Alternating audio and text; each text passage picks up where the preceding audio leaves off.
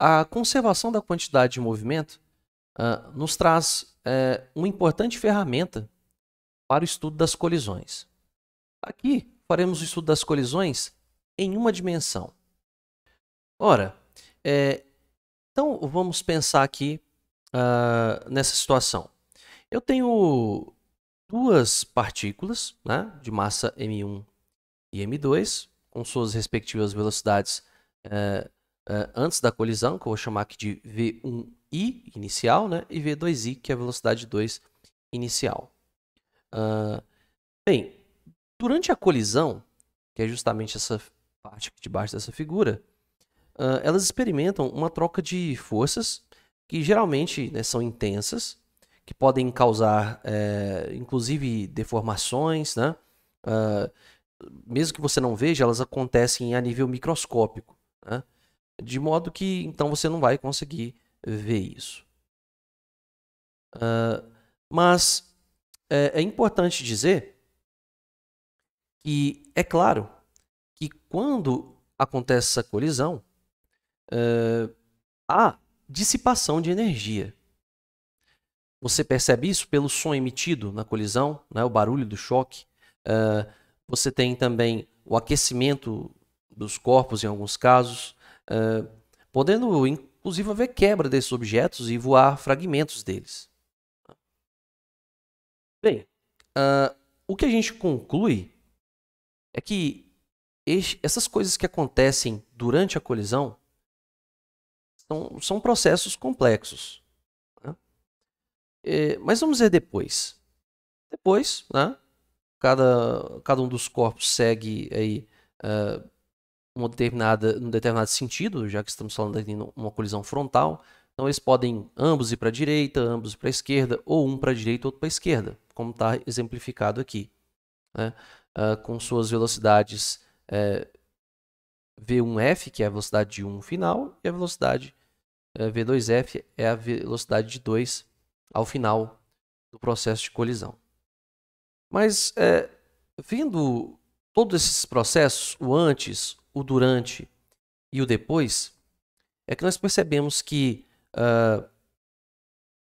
este processo que ocorre durante a colisão pode ser muito complexo. Mas, o que é a parte legal? É que, se considerarmos que essas partículas se constituem um sistema isolado, ou seja, no caso em que há ausência, né, das forças externas, nós podemos dizer que, mesmo que haja essa dissipação de energia, possivelmente, né, durante a colisão, uma grandeza se mantém constante durante todo o processo, que é justamente o quê? A minha quantidade de movimento. E aí é que o grande trunfo, a grande sacada da conservação da quantidade de movimento. Não interessa o que acontece durante a colisão. Eu só preciso saber o que acontece antes e o que acontece depois. Com isso, ou seja, é justamente o que eu tenho durante a conservação da quantidade de movimento. Eu tenho que a quantidade de movimento no início é igual à quantidade de movimento no final. E isso é muito belo, né? Porque justamente tira todas as complicações que eu poderia ter ao analisar o processo de colisão. Então eu já coloquei aqui pronto um quadro com todas as possíveis situações que a gente vai estudar aqui. A primeira delas eu chamo de um choque perfeitamente elástico. Então, nesse choque perfeitamente elástico, aqui eu tenho, tá, as partículas no antes e depois, então elas se colidem, né? Então o depois delas podem ir para sentidos opostos ou no mesmo sentido, não importa. Mas o que quer dizer o choque perfeitamente elástico? É que nessa situação, além da conservação da quantidade de movimento, ou seja, o momento inicial igual ao momento final, tá? Expresso aqui com essa equação já aberta, também há a conservação da energia cinética. Ou seja, a energia cinética no início do processo é igual à energia cinética depois. ou seja, antes e depois da colisão. Então, quando isso acontece, numa situação ideal em que não haja dissipação de energia, eu digo então que este tipo de colisão, de choque, eu digo que é perfeitamente elástico. Agora vamos pensar na segunda situação, o segundo caso possível. É o choque parcialmente elástico. Assim como na primeira situação, você pode ver que o antes e o depois das partículas vai ser parecido. Elas vêm, se colidem, não importa se uma estiver parado ou outra em movimento. Tá? O que acontece é que depois elas vão se separar, cada uma vai para o seu lado ou as duas vão para o mesmo lado. Mas aqui, embora a conservação da quantidade de movimento ocorra, porque ela vai ocorrer em qualquer situação, desde que nós tenhamos o sistema isolado, né? Agora, nós consideramos uma dissipação parcial da energia cinética. Ou seja, a energia cinética inicial, ou seja, nesse momento aqui, antes da colisão, vai ser maior do que a quantidade depois. Ou seja, você tem uma certa perda. Tá? Mas mesmo assim, né, há uma separação desses corpos depois do choque. Isso nos leva à análise do último caso. No último caso, né, há a conservação da quantidade de movimento como nos outros casos, tá? Só que, devido a que essa dissipação de energia, né, também a energia cinética não vai se conservar, mas os corpos saem colados depois da colisão. Ou seja, então antes eles vinham aqui numa colisão frontal e depois eles saem colados um com o outro. Imagine a situação como se você tem um projétil, como se fosse um projétil de uma arma de fogo que atira num bloco de madeira. Ou seja, a massa do sistema vai ser como se fosse então, a soma das duas massas aqui. Eles vão virar um corpo só. Tá? Então eu chamo isso de um choque perfeitamente inelástico, quando após a colisão os corpos saem grudados. Tá? Então, assim como no caso parcialmente elástico, há a dissipação de energia, só que é uma dissipação de energia maior ainda. Este caso seria o caso de maior dissipação energética possível, tá? E os corpos saem grudados. A fim de fazermos uma análise das colisões mais quantitativa, a gente pode apresentar um parâmetro utilizado para identificar o tipo de colisão com o qual a gente está trabalhando, que é o coeficiente de restituição. Para tanto, eu quero que você considere a seguinte situação. Eu tenho uma situação anterior à colisão, então, duas partículas vindo em colisão frontal, e depois da colisão, de uma forma geral, elas se afastam uma da outra com essas velocidades finais mostradas aqui na figura. Colocando todas as situações possíveis aqui nessa nossa suposição, primeiramente nós temos aqui a equação que indica a conservação da quantidade de movimento. Ou seja, que o momento inicial é igual ao momento final, ou a quantidade de movimento inicial é igual à quantidade de movimento final. E aqui abrindo, né? Lembre-se que a quantidade de movimento total de um sistema é a soma das suas quantidades de movimento, né? De todas as suas quantidades. Então, nós temos aqui a da partícula 1 mais o da partícula 2 no início, que é igual a final da partícula 1 mais o da partícula 2. Agora, eu tenho também energia cinética. Se você quiser considerar todas as situações possíveis, nós teremos o quê?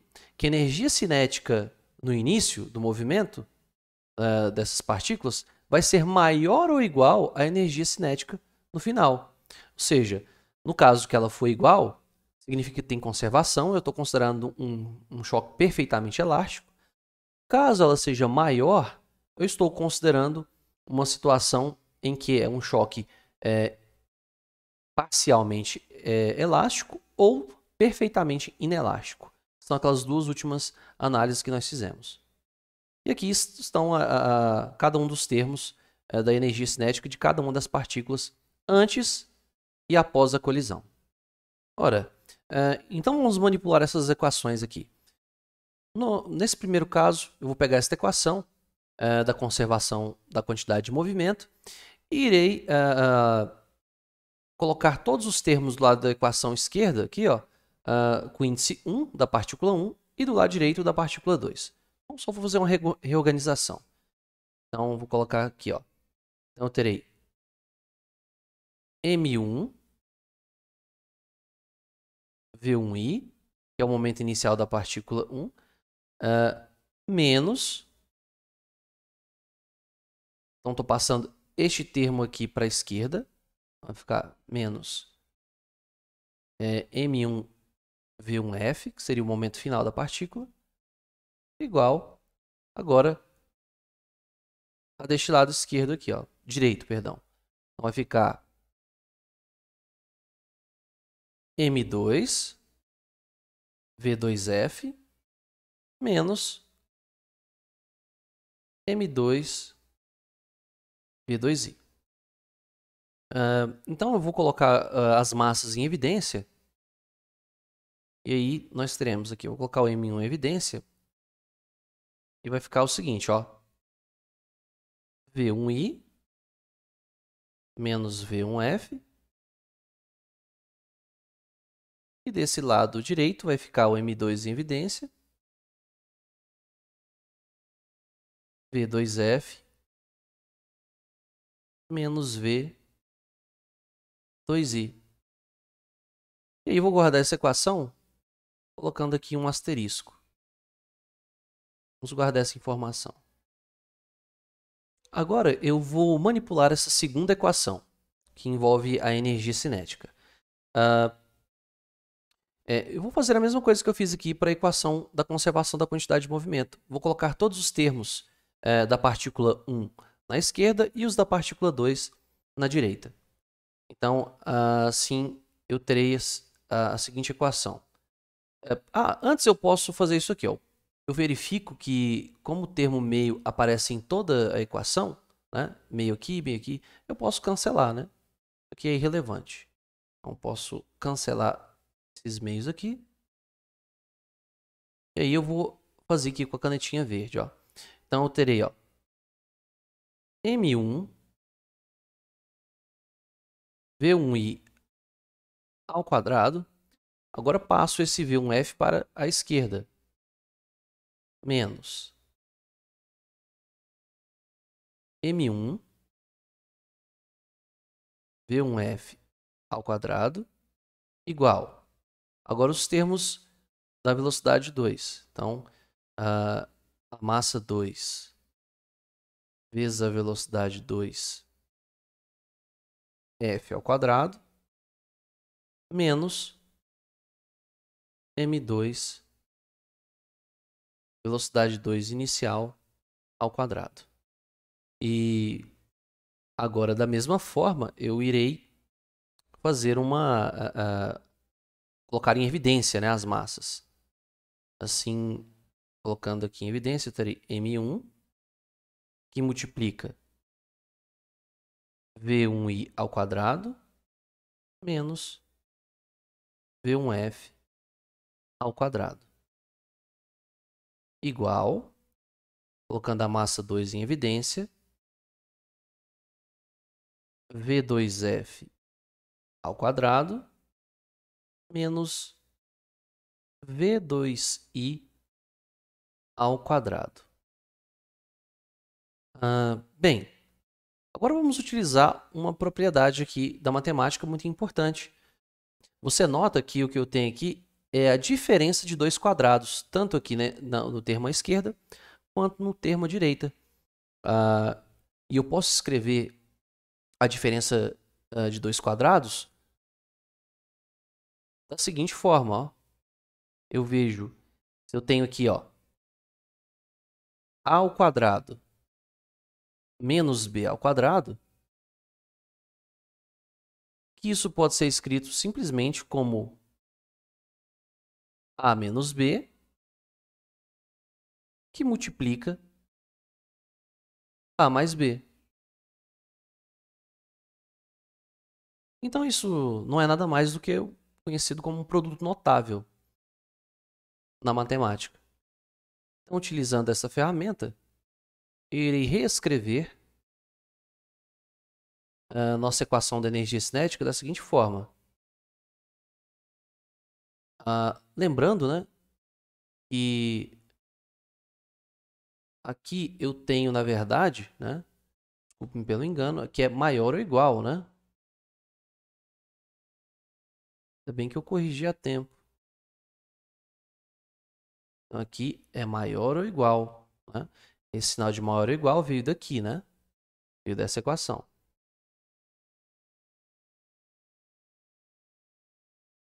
Então, eu vou ter aqui, ó, M1 que multiplica V1i menos V1f e multiplica a soma desses dois termos, né? V1i mais V1f. Tudo isso é maior ou igual a M2 que multiplica V2f menos V2i e multiplica V2f mais V2i. Fecha parêntese. Excelente. Agora, vou marcar esta equação com 2 asteriscos, né?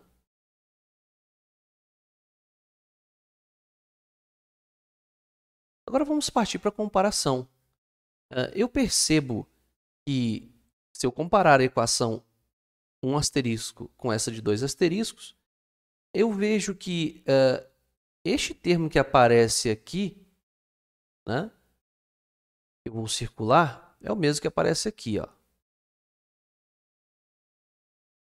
Vou colocar aqui de vermelho, ó. Então, este termo que aparece aqui aparece também aqui. E ele é igual a este termo da direita, que também está aqui. Isso significa que estes dois termos, né, se cancelam, né? Então, terei aqui, ó, que este termo e este termo se cancelam. Esses dois produtos. E agora, então, fazendo essa comparação, né, eu posso reduzir esta minha equação em verde aqui, assim, ó. Eu terei que V1i mais V1f é maior ou igual a V2f mais V2i. Bem, agora eu vou fazer o processo contrário, para favorecer o que eu chamo de velocidade relativa. Se você se lembra nos vídeos anteriores, a velocidade relativa, vou colocar aqui, a velocidade relativa entre duas partículas 2 e 1, por exemplo, é a velocidade da partícula 2 menos a velocidade da partícula 1. Assim, eu vou juntar agora dos lados. Novamente aqui, ó, eu terei V1i menos V2i. Isso é maior ou igual a V2f e passo um f para o outro lado, ó. V1f. Então, você percebe que o que eu tenho aqui são as velocidades relativas, né? No início, eu tenho o quê? Uma aproximação. E no final, eu tenho o quê? Um afastamento. Eu vou chamar, então, este termo aqui de velocidade de aproximação e este aqui de uma velocidade relativa de afastamento. né? Logo, eu teria que, colocando já a razão delas, a velocidade de afastamento sobre a velocidade de aproximação, né?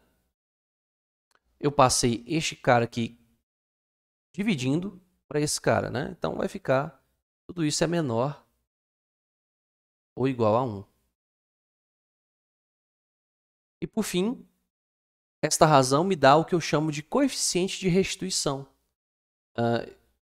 Eu defino o meu coeficiente de restituição, que é o nosso E, como sendo a razão entre a velocidade de afastamento e a velocidade de aproximação. Lembrando que são velocidades relativas, né? É a velocidade de um em relação ao outro. Então, logo, eu chego à conclusão, né, que este coeficiente de restituição vai ser um valor menor ou igual a 1. E calculando este valor, eu posso chegar nas 3 situações analisadas, só que lá foram analisadas de forma qualitativa na página passada. E agora eu vou fazer uma análise um pouco mais quantitativa. Então, vou colocar o quadro da nossa análise para cada uma das situações possíveis. Então, não importa se o choque é perfeitamente elástico, parcialmente elástico ou perfeitamente inelástico, em todas essas 3 situações, né, desde que consideremos um sistema isolado, que é o que a gente está fazendo, a conservação da quantidade de movimento ela acontece, para qualquer um dos casos. Agora, vamos para a primeira situação. No choque perfeitamente elástico, o que nós teremos? A velocidade de afastamento e a de aproximação serão iguais, né? Ou seja, há somente uma troca de velocidade entre esses corpos. Então, o meu coeficiente de restrição será 1. E neste caso, eu tenho a conservação da energia cinética. Uma situação intermediária, um choque parcialmente elástico, a razão entre a velocidade de afastamento e a de aproximação vai ser um valor entre 0 e 1, né? Ou seja, maior que 0, menor do que 1. Neste caso, eu não tenho a conservação da energia cinética e tenho, né, uma dissipação parcial dessa energia. E por fim, no choque perfeitamente inelástico, as partículas saem grudadas, saem juntas depois de uma colisão. Isso significa que a velocidade de afastamento entre elas é 0. Se eu dividir 0 pela velocidade de aproximação, eu vou obter o valor 0 para o coeficiente de restituição. Isso significa que, neste caso, eu tenho a dissipação máxima da energia. Então, com isso, nós temos agora uma análise através do coeficiente de restituição, que é bem útil. Espero que vocês tenham entendido, tenham gostado. Compartilhem, deixem nos comentários alguma sugestão, alguma dúvida. E nós damos por encerrado este vídeo sobre pulso e a quantidade de movimento. Até a próxima.